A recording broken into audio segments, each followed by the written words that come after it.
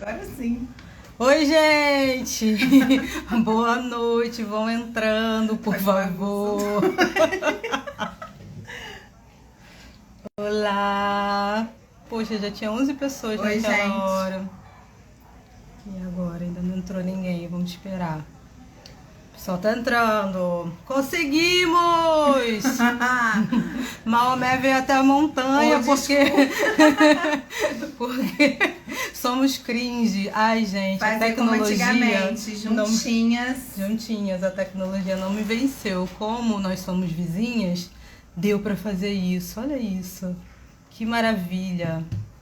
Vou esperar, não vou esperar mais nada, porque nós já temos 9 pessoas e já são Dedicadas que voltaram. Voltaram, obrigada, gente. E já são 7h18. Boa noite a todas, boa noite a todos. Bem, eu tô aqui com uma convidada que é uma querida, que é uma pessoa que faz parte da minha vida, que inclusive tem acompanhado o meu processo de recuperação desde o começo. É uma estudiosa sobre raça, sobre gênero e eu tô muito até emocionada assim com a presença dela hoje. A gente vai conversar um pouquinho, fazer um bate-papo super tranquilo, mas falando de coisas que são muito preciosas pra gente, que faz parte da nossa vida e que a gente gostaria de compartilhar com as mulheres da AF, porque essa live é uma live que ela tá sendo a abertura desse mês, né, o mês de julho, que é o mês das pretas, que a gente chama carinhosamente, porque no dia 25 de julho é o dia da mulher negra latino-americana e caribenha e de Teresa de Benguela, né, que foi uma liderança quilombola extremamente relevante na nossa história, que me traz um sentimento assim muito lindo de ser uma mulher que não se conformou com aquele lugar onde vivia, com um país injusto e racista que a gente vive, né, que é o Brasil, mas que nos inspira a viver de forma diferente, a construir uma sociedade em que seja possível ser uma mulher negra, estar numa comunidade negra e não ser violentada, né? E ter uma proposta de vida que seja diferente de tudo que a gente vê, né? Então é uma mulher que me inspira muito. E para começar, eu vou falar uma poesia minha, pra gente começar com arte, com leveza, com amor, que é isso que as mulheres negras me ensinam também. Só por hoje, para as minhas irmãs e companheiras da AF. Hoje, as batidas do meu coração estão em toque de Ijexá, ritmadas a bater leves como quem dança, porque se a vida nos balança, é preciso gingar.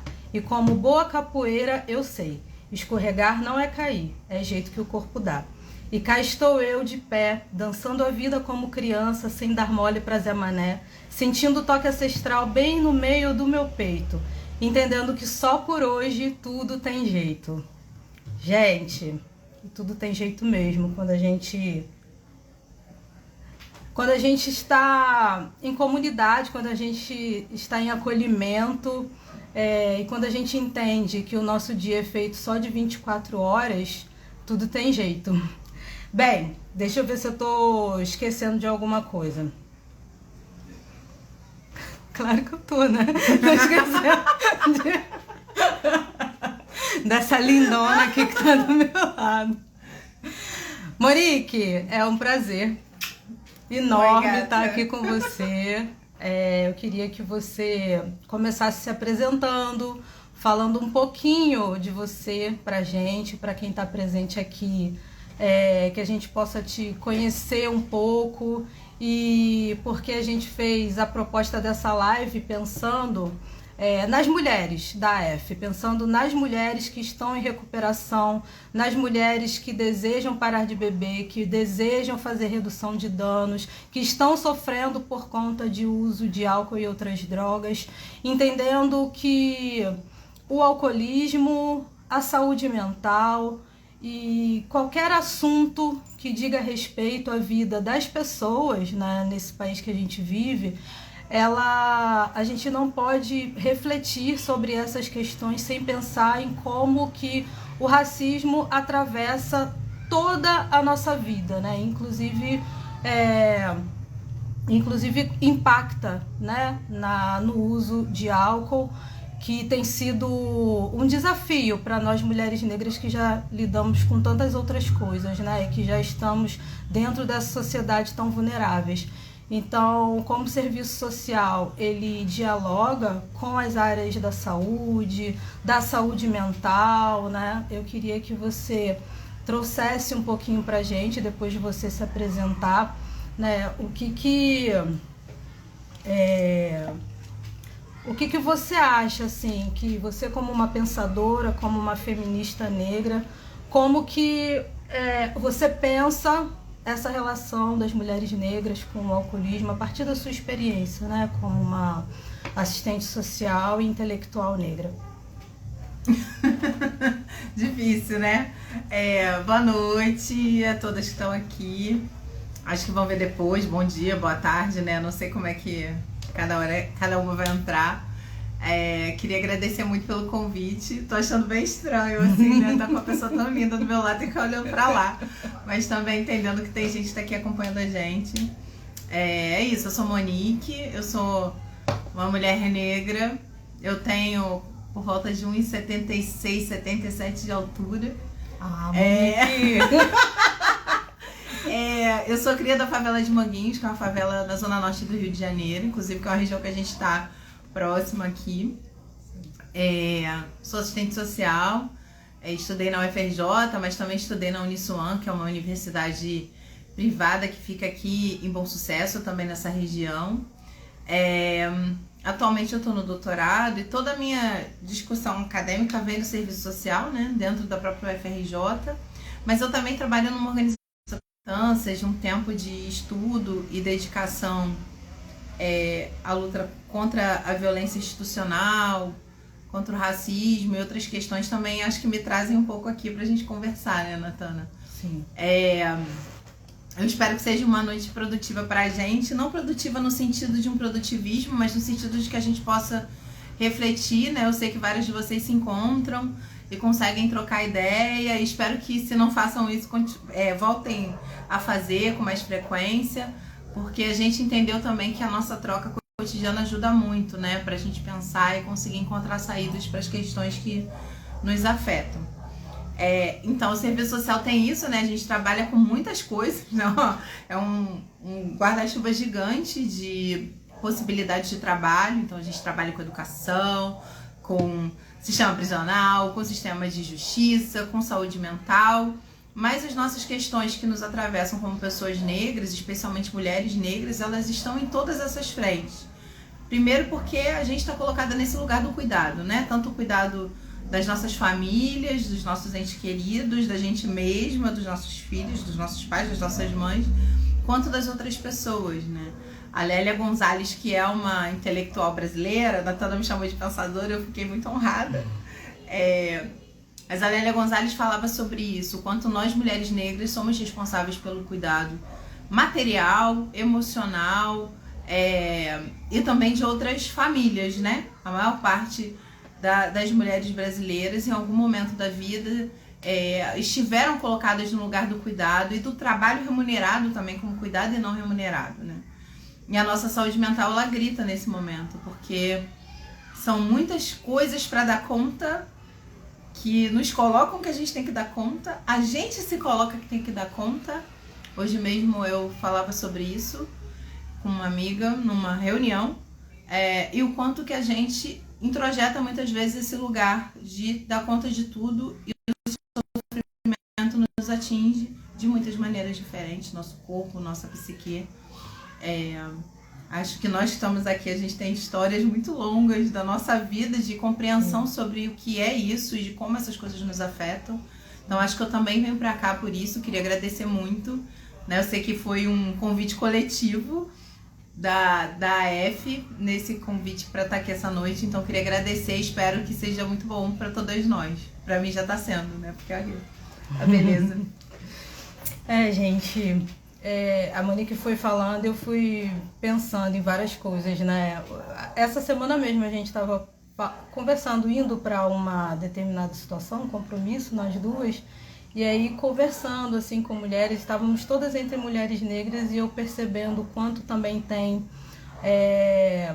assuntos que só mais recentemente que a gente tem falado. A gente tem falado de depressão mais recentemente, da própria saúde mental, assim, de forma mais ampla, né? Gerações passadas, das nossas mães, das nossas avós, entendiam isso de uma outra forma, né? E não quer dizer que não eram atravessadas e nem atingidas por essas questões, mas era um outro momento da história. E aí, ouvindo a fala de uma mulher negra que dizia: não, mas eu não estou fazendo nada, eu estou tranquila. Só que essa mulher negra, ela sai do subúrbio do Rio de Janeiro para trabalhar na Barra da Tijuca. Quem conhece o Rio de Janeiro sabe a distância, sabe o quanto que precisa de tempo para se locomover e que não é só tempo, o quanto que isso envolve a nossa saúde, o quanto que isso envolve cuidar da casa de outras pessoas, daquele espaço, estabelecer relações num outro tipo de contexto social que não é na favela, que não é no subúrbio, que é em lugares onde as pessoas vão torcer o nariz pra gente quando a gente chega, porque a realidade é essa, né? E conversando com essa mulher muito querida, ela falou isso e me despertou isso. Eu falei, meu Deus, mas é uma mulher que trabalha tanto, como ela pode achar que não trabalha, né? E a Monique falando me veio muito assim à cabeça alguns dados que eu vou compartilhar aqui com vocês, de uma coisa que eu estava lendo, uma pesquisa que eu estava lendo essa semana, vou compartilhar com vocês, que o título, né, dessa pesquisa é o seguinte: mulheres negras chegam ao limite da exaustão antes de encontrar ajuda. E aí essa pesquisa diz que 60%, né, das famílias no nosso país tinha uma mulher negra como a sua principal provedora. E 63% dessas famílias que são nutridas pelo trabalho dessas mulheres negras, pelo cuidado dessas mulheres negras, que são chefiadas por elas, viviam em extrema pobreza. E aí eu fico pensando o quanto que essa exaustão, pensando muito numa intelectual que eu tenho lido, que ela é do interior da Bahia, ela está estudando alcoolismo, que é a Queline Santos. As mulheres que ela estudou no Recôncavo da Bahia, todas mulheres negras, em todas as falas dessas mulheres aparecia o uso de álcool como uma forma de aplacar as dores de viver num contexto de possibilidades reduzidas, né? E aí, como que a gente pode traduzir isso? Pensando, as mulheres negras que estão assistindo a gente agora, pensando nas nossas próprias vidas, ou se a gente já teve alguma oportunidade de ter alguns avanços, né? Pensando na vida das nossas ancestrais, das nossas familiares, né? O quanto que a gente precisou ser quase duas para dar conta de tanta coisa, né? Então, é por esse motivo que eu, né, Natana, que sou uma mulher, reforço, uma mulher em recuperação do alcoolismo, também sou uma mulher cria de favela, eu não consigo pensar, na verdade eu não consigo pensar em nada, porque a gente está no Brasil, um país de maioria preta, né? Mas eu não consigo pensar na saúde mental, sem pensar na centralidade das relações raciais e do racismo como atravessador disso tudo, né? Então eu queria pedir um pouco, né, para a Monique falar para a gente sobre isso. Por que não é mimimi, né? Porque as pessoas têm falado muito isso, né? Meu Deus, mas tudo agora é racismo. Não, sempre foi. Só que agora a gente está conseguindo nomear determinadas coisas que não tinham nome. Agora, não tinham nome, mas isso não quer dizer que a gente não sentia elas. E não quer dizer que ela não nos atravessasse enquanto pessoas negras, né? Num país que mata jovens, enfim. Queria, Monique, muito que você me dissesse assim, por que não é mimimi? Por que a gente precisa pensar nessa dimensão do racismo na nossa sociedade, né, como um todo? É sempre muito difícil, né, fazer um caminho sem pensar na história de como as coisas se organizam. Você fala muito isso, porque Natana também é historiadora, além de todas as coisas, ela também é historiadora. E de pensar o quanto que a história do nosso país, da nossa sociabilidade, ela também se dá a partir da exploração do que é o álcool, do que é o açúcar, do que é o trabalho, né? De como o trabalho está implicado nesse processo. A exploração do trabalho como algo central na nossa formação social, de como a gente se organiza, né? O trabalho, ele tem essa característica que é de humanizar, mas também de nos colocar num lugar de moralmente aceitável, de um trabalho que precisa ser dignificante, mas não necessariamente um trabalho digno.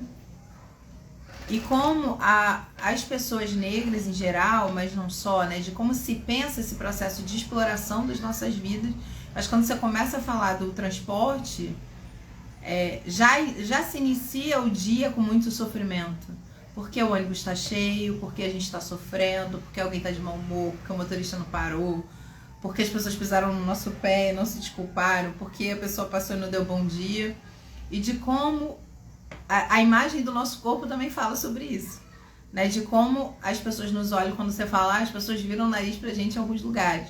Então eu cresci, né? Minha mãe Severina, vou mandar depois para ela assistir a live. A minha mãe, ela trabalhou desde muito nova, desde os 15 anos de idade, é uma mulher paraibana, negra, trabalhou desde os 15 anos de idade nas casas de família, mas também trabalhou com produção de abacaxi, de algodão, de fumo, quando era criança. E essa experiência da minha mãe foi toda vivida na zona sul do Rio de Janeiro ou em outros estados, viajando com a família com a qual eu trabalhava. E eu cresci também nesse espaço da zona sul, né? Mas não como a pessoa que mora na zona sul, mas como a filha da empregada doméstica de alguém que está na zona sul. Então, quando a gente pensa sobre a dimensão racial da nossa vida e dos efeitos dessa violência que é o racismo, ou dessas violências, porque são muitas, é importante referenciar, no caso das mulheres negras em especial, né, ou em particular, como dizia Lélia, de quanto o trabalho está nessa centralidade. E essa exaustão que você traz na pesquisa, ela não é uma exaustão só dessa ideia de um trabalho remunerado. Ela é a exaustão da nossa vida na garantia de que a vida exista. Então precisa ter limpeza, né? Tem uma autora, o livro dela é um livro muito pequenininho, deve ter na internet, para quem gosta de ler essas coisas. Ela se chama Françoise Verger, depois a gente pode escrever aqui no chat. E o livro dela se chama Feminismo Decolonial. Só que quando a gente vai ler o livro, ela está falando das mulheres que são responsáveis pela limpeza do mundo. Então não é um debate clássico político do feminismo ou da ideia da decolonialidade como coisa acadêmica. Ela está falando das mulheres que são responsáveis pela limpeza do mundo. Então a gente pensa muito no Brasil, mas ela vai falar na França, as mulheres racializadas, porque são as negras, né, algumas asiáticas, mulheres, vamos supor, latinas, muitas mulheres vindas de África também, que estão trabalhando nas madrugadas para que as estações de trem da França possam funcionar limpas, né? Então, quando a gente pensa racismo, a gente pensa nesse processo de uma exploração extremada que nos leva à exaustão, mas também na nossa desumanização. Eu acho que esse é o ponto central do debate que a gente quer fazer aqui. Porque você me pergunta no início sobre essa relação, né, nossa, com o alcoolismo, e mulheres em recuperação estão trazendo as suas experiências e pensando como enfrentar os efeitos desses usos, mas as mulheres negras também estão colocadas no lugar de lidar com o alcoolismo dos seus familiares. Sim. Eu venho de uma família que perdeu 4 tios, 4 dos que eu conheço e sei das histórias e acompanhei. Eu perdi 4 tios por conta do alcoolismo, né? Então, ao passo que a gente vai ter a perda de pessoas diretamente pela violência letal, sei lá, da polícia ou da violência urbana, a gente também tem perda de pessoas das quais a gente cuida. Sim. Né?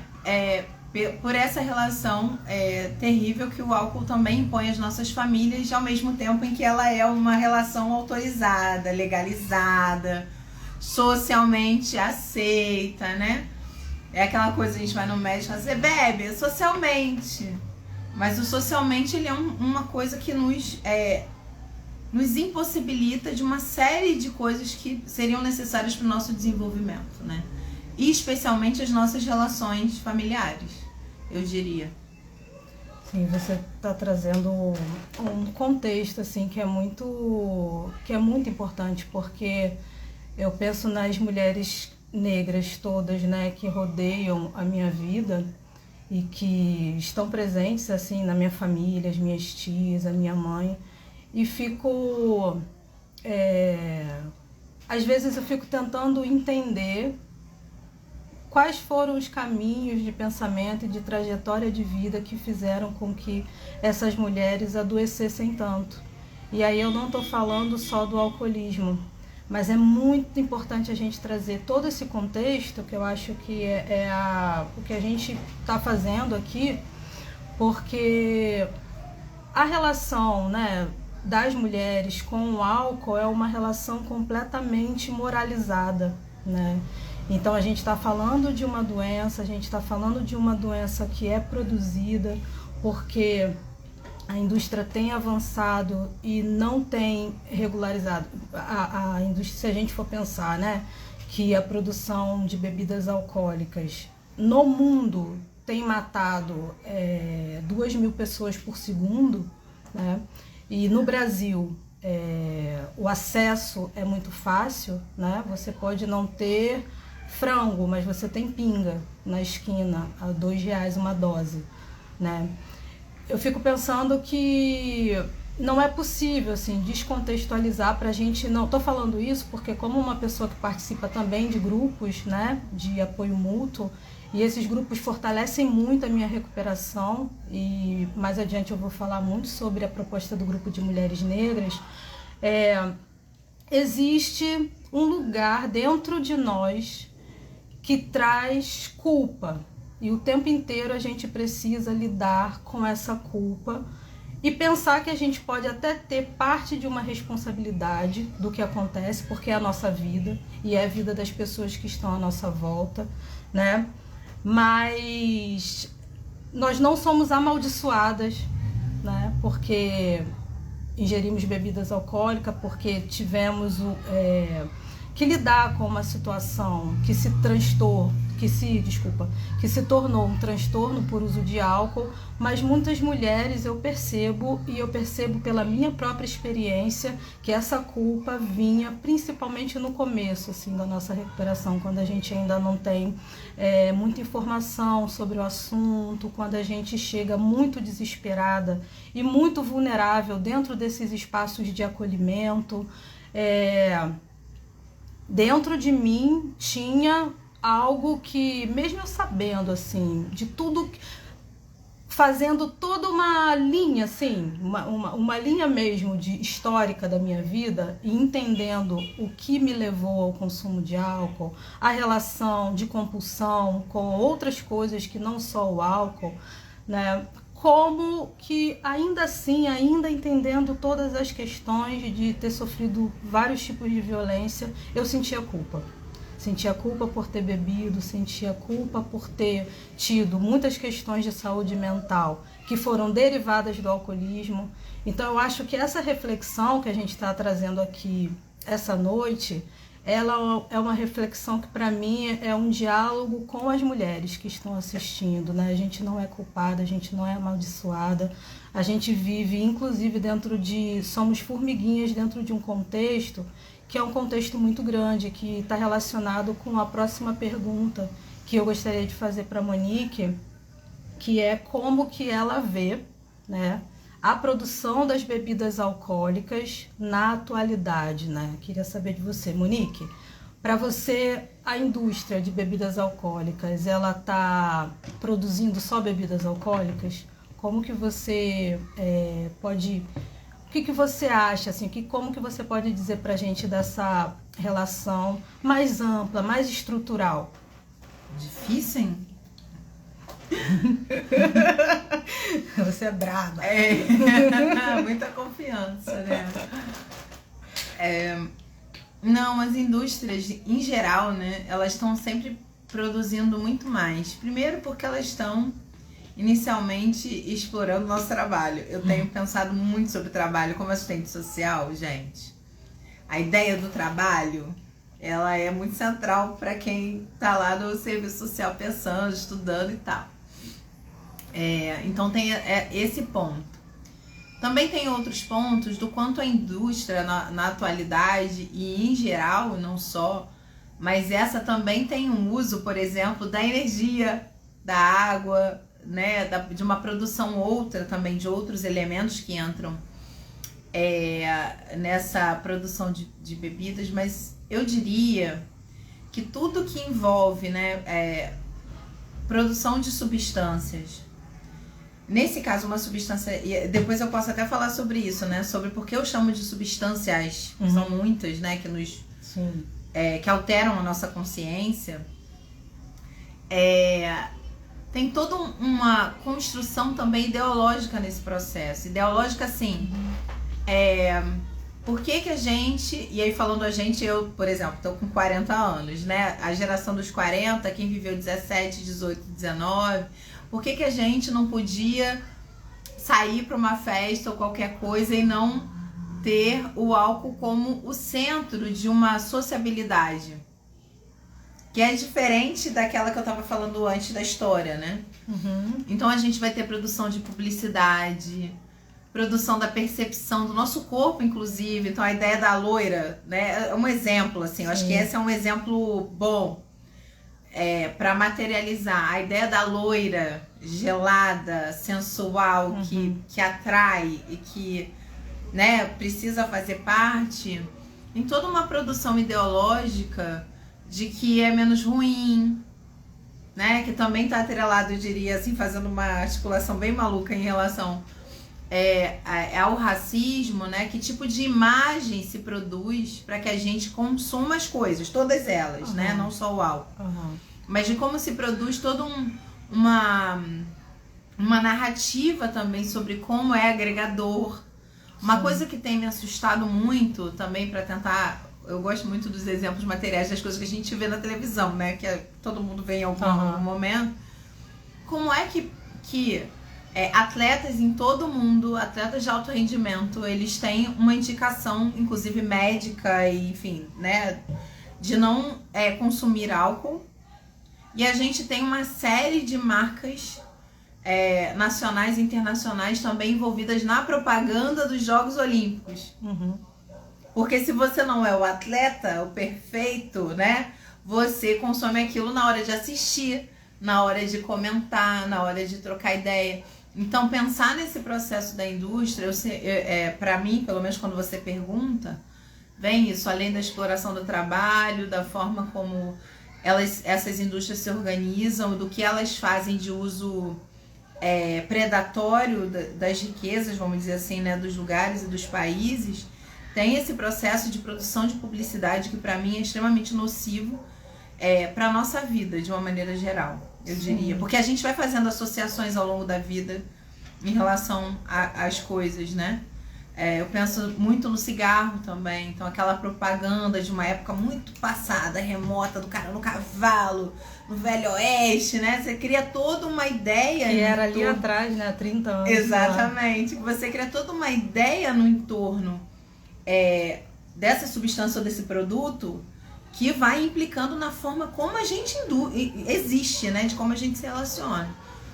Eu não sei se eu te respondi, mas quando você perguntou, uma pergunta muito difícil, eu fiquei pensando nesse conjunto da obra do que são essas indústrias para a nossa vida, né? Sim. E mais do que isso, da produção do que é o ilegal, porque dia desses eu conversava com um amigo que é médico, e ele falava, vocês ficam bebendo aí esse negócio, tem uma fábrica lá não sei aonde, então ele está dizendo que já tem uma produção que não é aquela produção vamos dizer assim, formalizada, né? Daquele produto, daquela substância. Ah, sim, agora eu entendi.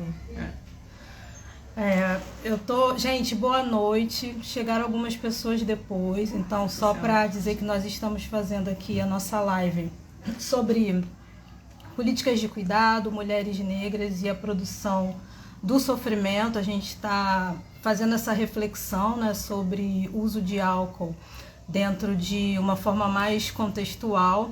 E aí a Carlinha, Carla Cerqueira, Carlinha, beijo, que bom que você está aqui com a gente. Ela trouxe uma reflexão assim muito bacana que eu vou ler. A indústria explora o trabalho informal, vende muito através dos ambulantes sem pagar direitos trabalhistas. Isso é muito cruel, principalmente no carnaval. Você quer comentar? Isso mesmo, eu fico pensando nessas coisas, né, de quanto essa indústria também vai se fortalecendo a partir de um mercado informal de trabalho que está colocado na precariedade da nossa vida cotidiana, que necessita desse trabalho para sobreviver. E fiquei pensando uma outra coisa que a gente pode até incluir num debate mais contemporâneo ainda, ou mais recente, que é a ideia, por exemplo, a Carla, né, que comentou isso, que é a ideia, por exemplo, Carla, o Brasil é o país que mais recicla. Recicle suas latinhas. A gente é o país que mais recicla porque quem está fazendo reciclagem são as pessoas que estão na miséria, tendo a possibilidade, entre aspas, de ter esse trabalho da reciclagem, né, das latinhas. Então, essa exploração do trabalho, que às vezes fica lá longe, né? E você fez uma ligação muito interessante, que a gente fica lá longe, né? Porque a gente pensa, é a indústria, quem trabalha na indústria, quem está dentro da indústria. Mas tem todo um mercado que se estabelece com a exploração das nossas precariedades que são produzidas, né? Precariedades, vulnerabilidades, ou como a gente quiser chamar. Sim, isso me traz um pensamento. A Grazi estava por aí, eu não sei se ela ainda está. O que a Carlinha trouxe, nós estávamos num espaço de decisão, né, sobre políticas, né, pensando a agenda da indústria do álcool, de como que é possível agora, né, nos dias atuais, a gente fazer o mesmo tipo de força, levar o mesmo tipo de força e de militância e de ativismo para o que aconteceu com o tabaco, né? Que hoje o tabaco, se existe toda essa legislação, né, de taxar mais a indústria e de não poder fumar em determinados locais e tal, isso também isso não aconteceu do nada, como, né, as coisas não acontecem do nada, né, elas são fruto de muita luta, de alguns segmentos. E nós estávamos num espaço desse de discussão e eu fico refletindo, né, somos nós as mulheres que precisamos pensar as políticas para as mulheres, somos nós as mulheres negras que precisamos pensar as políticas públicas para as mulheres negras, porque somos nós que dependemos delas. Tinha uma intelectual que fez uma fala que logo em seguida eu me opus, que foi a de que as pessoas ambulantes e os trabalhadores informais, eles precisavam ser proibidos de vender e eles precisavam pagar impostos para vender no carnaval.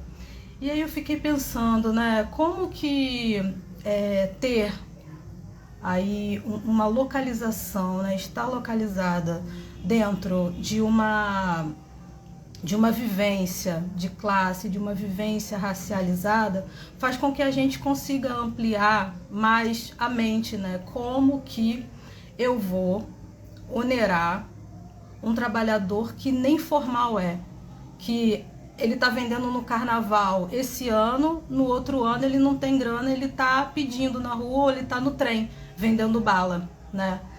Então, como que essa pessoa que eu não gosto de usar esse termo base da pirâmide, mas que é uma pessoa em extrema vulnerabilidade a gente sabe que a nossa sociedade ela é hierarquizada, né? Eu vou onerar ainda mais esse trabalhador, né? Então eu comecei a pensar, e a Monique tem acompanhado muito esse meu processo de estudo, porque tudo que eu tenho feito hoje é porque eu não bebi há 24 horas. Né? E Eu tenho pensado muito sobre a indústria, estou levando isso para o meu projeto de mestrado e pensando no tema da nossa live sobre a produção de sofrimento. Por quê? Não tem como falar sobre alcoolismo sem falar da indústria que fornece álcool, da indústria que lucra com álcool. E essa indústria tem classe, essa indústria tem cor. Né, a empresa que mais vende no nosso país e que é uma das lideranças, né, de lucro com bebidas alcoólicas no mundo, ela tem 3 sócios. Os 3 são homens, brancos e heterossexuais. Então, para mim, eles não estão engarrafando só bebidas. Eles estão engarrafando um ideal de vida. E é um ideal de vida que é nocivo, porque nós mulheres éramos essa coisa que a Monique trouxe, né? A lourinha gelada.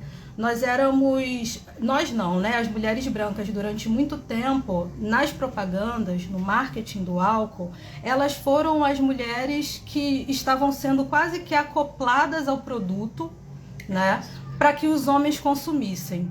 E hoje nós sabemos que os homens, a indústria tem um mercado garantido com esses homens.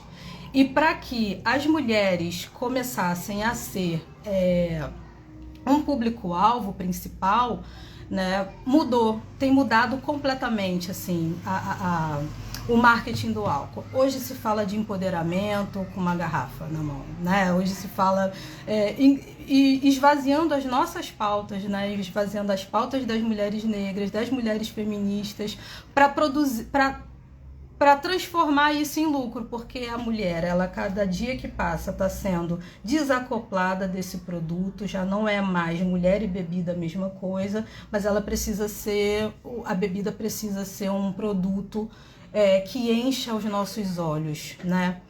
E aí não é só a indústria do álcool, existe um complexo, a gente pode pensar assim na nossa realidade, né? Desde quando nós somos adolescentes e para entrar numa festa até meia-noite bebidas são grátis para as mulheres.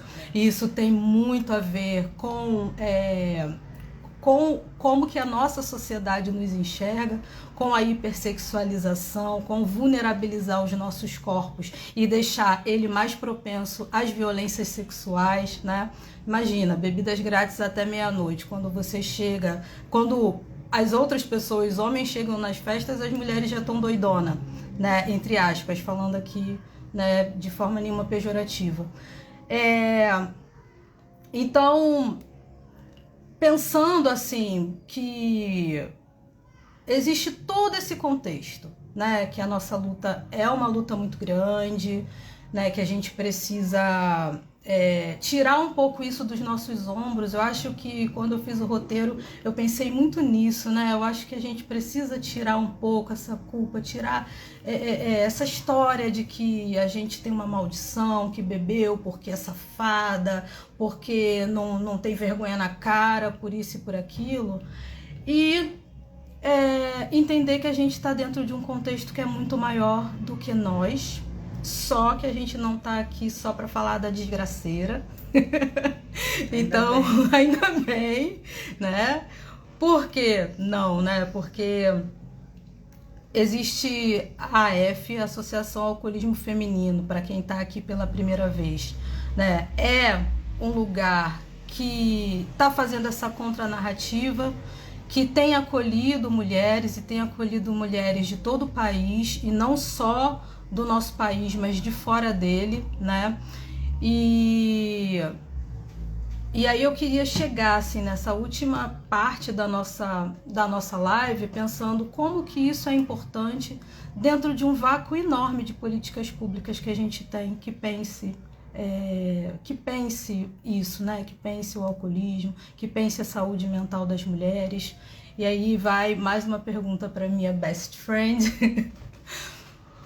Como que você acha, Monique, através da sua experiência, você tem falado muito nas suas pesquisas sobre o punitivismo à brasileira, como que funciona, né, esses mecanismos de punição dos corpos negros, de controle, né? Você fala também da necropolítica, você traz o Achille Mbembe para a sua discussão. E aí eu queria entender, assim, como que você, como ativista, como militante, né, dos direitos humanos, como que você tem visto, organizada também entre mulheres negras, como que você tem visto uma proposta diferente a isso tudo que está acontecendo. Eu falei da AF, que para mim é um lugar revolucionário e que mudou de fato assim a minha vida. Existe um antes e depois, existe uma Natana antes de ter sido acolhida pela AF e depois, mas eu queria entender como que as mulheres negras especificamente têm produzido espaços de cuidado, né, tendo em vista que existem tantas demandas, né, e tanta dificuldade para a gente criar esses espaços. Nenhuma pergunta está sendo fácil. Mas acho que a primeira coisa dessas todas, né, quando eu comecei a falar do pensamento da Lélia Gonzalez sobre esse cuidado, eu também fiquei pensando o quanto que esse cuidado ele não é só a exploração do nosso trabalho de cuidado, né? Ele também é a criação de estratégias. Algumas das sociedades que nos trouxeram para cá são sociedades que a gente fala de matrilineares, eu tenho até dificuldade de falar essa palavra. Matrilineares no sentido de que são as mulheres o centro. Vou chamar de comunidade, porque quando a gente fala família, às vezes parece que a família é só quem é do nosso sangue, né? Mas pensando comunidades como esses espaços coletivos. Então, algumas de nós vêm de famílias que viveram em quintais, ou quem mora em favela tem muitas relações no seu entorno que são de cuidado também. Eu sempre lembro da Dona Aninha. Dona Aninha era uma vizinha nossa, uma senhorinha, eu lembro dela já velhinha, quando eu era criança. E ela era a responsável pelo cuidado das crianças, né? De olhar, de falar pra mãe, tá indo, tá fazendo. Então acho que eu queria começar por aí, por esse micro lugar da produção do cuidado. Então hoje a gente vai ter pessoas que foram pensar sobre isso, escrever e dar nome para as coisas, porque é importante mesmo, né? Nomear as coisas é algo que nos faz compreender ou buscar compreender o que a gente está vivendo. Mas a gente vem desse lugar do, vamos chamar assim, não sei se eu estou usando um termo ruim, do microcuidado que as mulheres negras produziram. Muito constituído também dessa necessidade. Então, se você tem uma mulher que por qualquer motivo trabalha só na casa dela, ou é dona de casa, ou já tá senhorinha, e tem várias outras mulheres que estão fazendo outras coisas, trabalhando, enfim, tentando estudar, como a gente também tá atualmente, né? Como esses pequenos cuidados, que não são tão pequenos assim, nos mantém de pé, nos mantém vivas, faz a gente gargalhar nos momentos de maior tristeza que a gente pode viver em algum momento da nossa vida. E por outro lado, pensar também espaços mais coletivos, né? Eu gosto de pensar, por exemplo, tanto dos terreiros, né, que são espaços religiosos, mas eles também são espaços onde a gente vai ter acolhida, que quase sempre são acolhidas construídas, organizadas por mulheres. Sim. Quando a gente vai nas igrejas, sejam elas evangélicas ou católicas, quase sempre são as mulheres que estão lá para acolher quem chega, para dar uma informação ou para, enfim, prover algum atendimento, mesmo que a liderança daquele lugar seja um homem, por exemplo. Aqui a gente tem um padre que é muito querido, o Padre Geraldo. Muitas comunidades têm pastores que são queridos, mas sempre vai ter uma mulher que vai te receber primeiro, que vai te acolher primeiro. Então, a construção desses espaços mais institucionais também me levam para outro lugar, que é o acolhida entre mulheres nos movimentos sociais, por exemplo. Mulheres que se identificam, né? Então, a gente vai ter um feminismo... eu nem gosto de chamar de feminismo branco, porque eu acho que nós, de alguma maneira, sempre estivemos lá, né? Sim. Esse feminismo que é mais conhecido, da luta política, do vai pra rua, vou fazer e acontecer... mas esse feminismo que busca soluções comuns para problemas que são comuns, que não são individuais. Então, quando você fala sobre a questão da culpa, quantas culpas nós temos, né? Você trouxe aqui a questão do alcoolismo, mas a gente vive muitas culpas. Às vezes, ontem queria até fazer uma propaganda. Aqui em Manguinhos tem uma organização chamada Balé Manguinhos, que é uma organização que foi fundada por uma mulher negra, a Daiane, que a gente perdeu na Covid, né, para a Covid. Mas essa instituição, ela tá viva, muito viva. Ela acolhe muitas meninas, mulheres, meninos. E eu faço lá um projeto. Não é balé, ela vai lá pra socar. Que é um boxe para mulheres, um projeto que é dentro do balé. E nesse lugar também tem uma roda que a gente chama de roda de facilitação, que tem uma psicóloga muito querida, a Bárbara. Não sei se ela vai ver essa live em algum momento, mas é uma psicóloga muito querida que organiza, que facilita. E a gente ontem estava trocando justamente sobre isso, né? Quanto que as mulheres vão se organizando de muitas maneiras e encontrando essas soluções coletivas. E eu sempre dou o exemplo das mães que perderam filhos para violência urbana ou para violência policial, que essa mulher quase sempre vai, quando ela tem acesso a algum atendimento mais institucional, é super importante. Mas vai ser principalmente nas outras mulheres que estão próximas, que viveram essa experiência, que vão prover o cuidado e o acolhimento.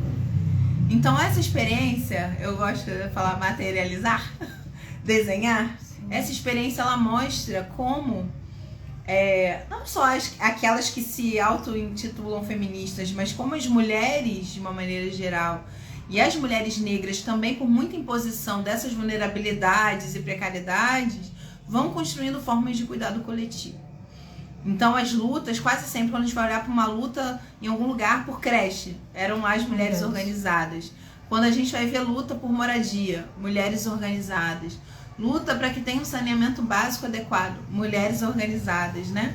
Então esse lugar do cuidado que ao mesmo tempo está lá se impondo como trabalho, e não necessariamente o trabalho remunerado, mas o exercício do cuidado como obrigatoriedade, mas ele também é o exercício do cuidado como uma tecnologia. Exatamente, uma tecnologia de vida, inclusive. Sim. Né? Então, não foi um homem que pensou onde come 1, come 2, onde come 3, come 4, come 5, que tomou inúmeras... tem muitos sentidos hoje em dia, especialmente nos funks, mas não, a gente está falando de espaços coletivos organizados por mulheres que entendem a necessidade do alimento, a necessidade do espaço organizado, e não organizado no sentido da arrumação, mas organizado tem um espaço aqui que a gente vai se juntar para comer, tem um espaço aqui que a gente vai se juntar para dormir. Famílias muito grandes sabem disso, vai todo mundo para casa da avó, todo mundo dorme no chão, dorme não sei aonde, mas essa organização do cuidado como parte da nossa sociabilidade, eu tô com essa palavra também hoje na boca, né? Como parte da nossa sociabilidade também é importante, né?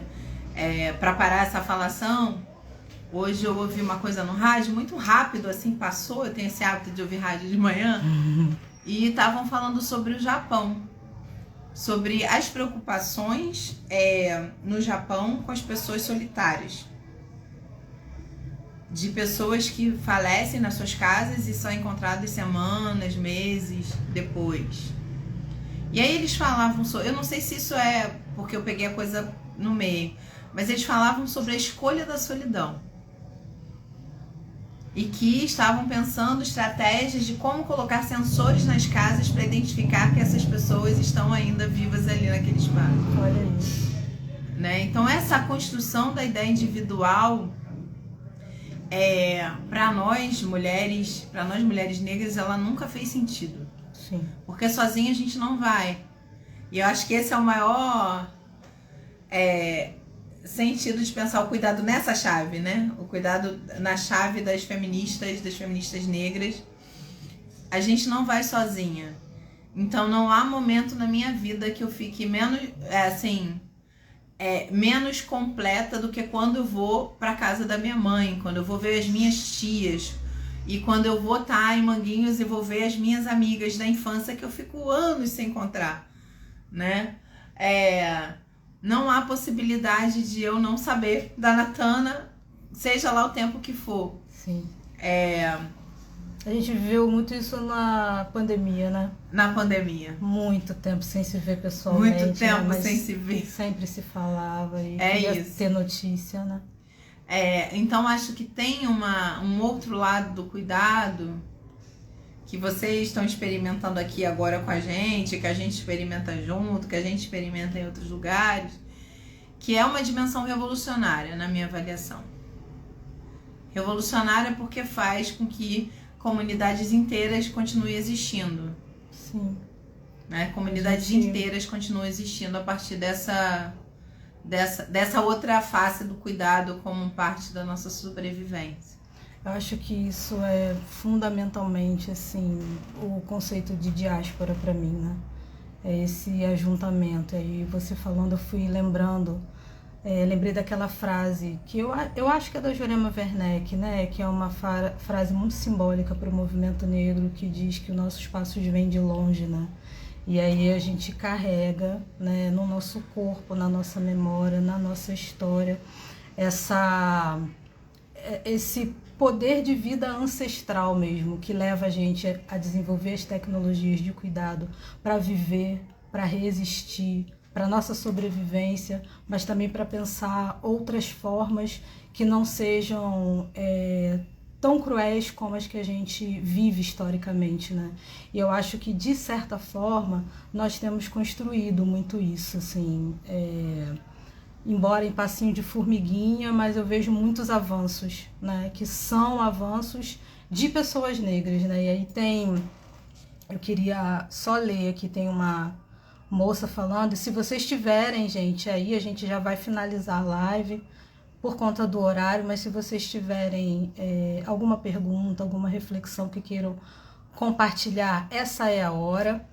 Tem uma mulher, Maris Trindade, né, falando de experiências negativas, né, em grupos de apoio mútuo, experiências misóginas, né, de machismo. Maris, eu queria te fazer um convite. Eu não sei se você já faz parte da nossa associação, se você gostaria de fazer, se é uma familiar ou se é uma mulher que deseja estar com a gente, né? Gostaria de convidar você para conhecer a AF, para conhecer nossos grupos. Se você, né, não sei se você já fez o cadastro, mas nós temos, é só você mandar um direct no Instagram, né? E você vai ser acolhida por uma pessoa de verdade, uma mulher de verdade, vai conversar com você, vai entender quem é você e vai te cadastrar para você participar das nossas reuniões. Elas são feitas exclusivamente com a presença de mulheres. Pegando esse gancho, né? A AF surgiu mais uma vez, né, para finalizar meu raciocínio, surgiu disso, né? A Grazi, ela sempre fala assim das experiências que ela tinha dentro dos espaços que eram majoritariamente masculinos, de caras brancos, de caras que se achavam dono do mundo e que diziam estar em recuperação do alcoolismo, mas não estavam pensando numa recuperação de caráter, né? Ou não estavam pensando que aquilo era uma comunidade.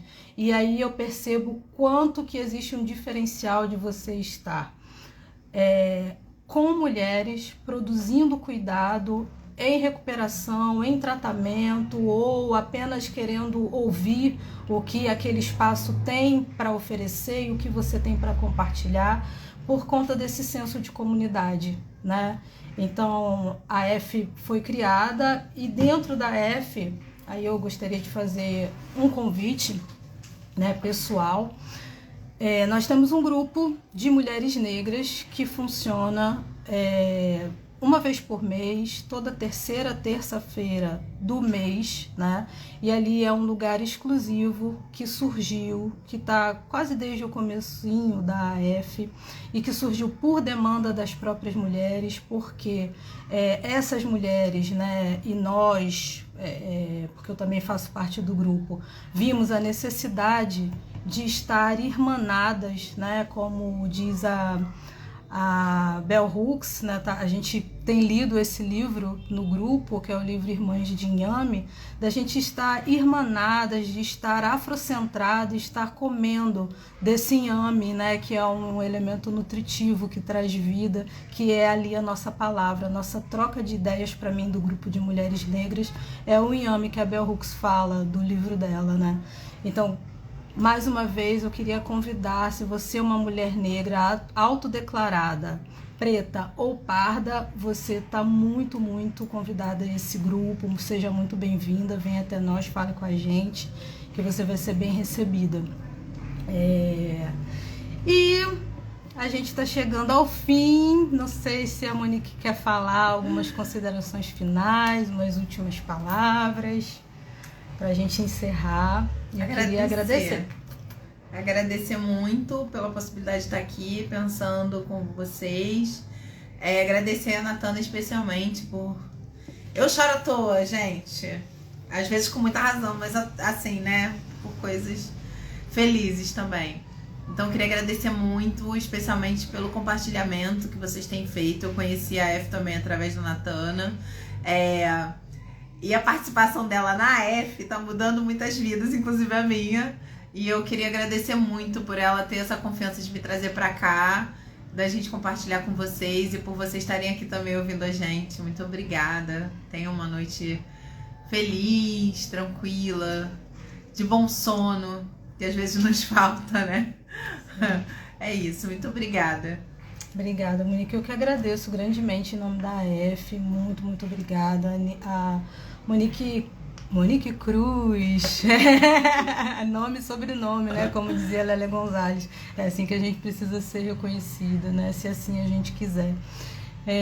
Monique é uma pensadora incrível, a gente tem muita história junta. Eu queria muito trazê-la para a gente iniciar esse mês falando de coisas importantes, mas com esse tom leve que a Monique tem, de conseguir fazer conexões tão importantes da vida cotidiana com questões estruturais, essa vivência que está ali no chão de fábrica, que está ali literalmente, né, transitando pelos espaços de uma forma muito brilhante.